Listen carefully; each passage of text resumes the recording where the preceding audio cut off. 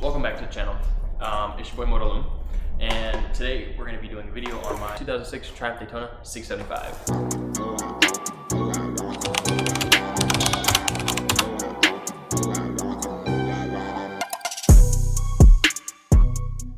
I want to thank you guys for tuning in for this video. Right now we have my 2006 Triumph Daytona 675. In this video we're just going to be doing a quick little ride and review of the bike. This is a 675cc inline 3.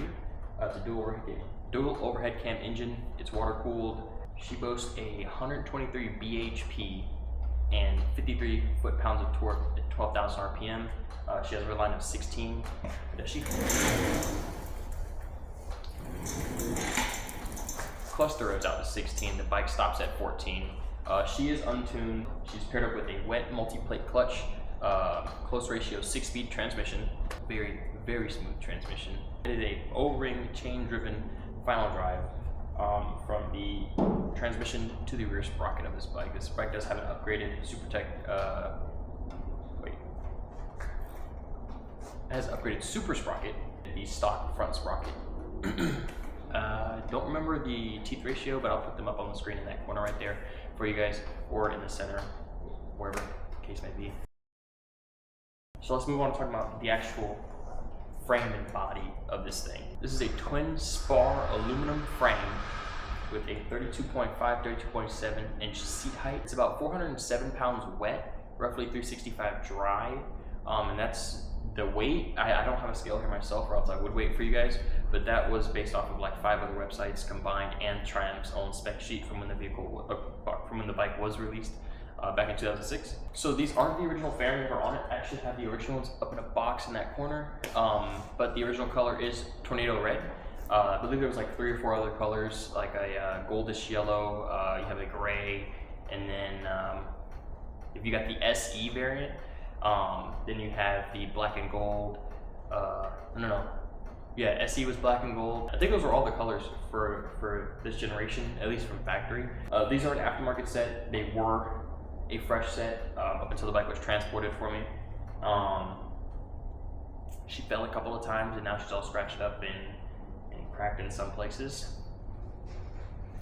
But what can I say? That might change soon. So yeah, let's move on. So in the front you have 2 twin 41mm inverted forks. They are adjustable, preload, rebound, and compression dampening.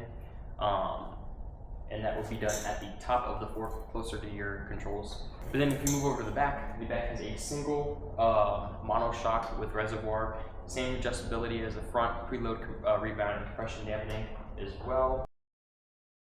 And now let's talk about the brakes on this thing. We have 2 308mm rotors in the front, paired with 2 4-piston calipers. You do have an option of, if you get, I believe the R, it's either the R or the SE comes with Brembo dual piston fronts. And if we move over to the back is a 220mm disc with a single rear Nissan brake caliper as well. The front wheel is a 120/70/17 wrapped in a Continental Conti Sport Attack tire. It is a single compound tire. This bike was on Diablo Rosso 4s. I believe that tire got discontinued, but the set that I had were fucked up, so we got rid of those and now we're on these. And the rear is also the same as a 180/50/17 wrapped in the same tire. That one I do have to almost replace soon because of a bunch of burnouts that I was doing. So we're going to talk about fuel. This does not have a carburetor. This is fuel injected. It has a 4.6 gallon gas tank. Usually averages about like $13 to $15 to fill up, depending on where you are at. In my area, it's been around that range. Gas does not last that long on this thing. We could talk about the competitors. So back in 06, this one had the CBR 600RR, the Gixxer 600, the YZF R6, the ZX6R, or the 6RR, ZX6RR, the Ducati 749.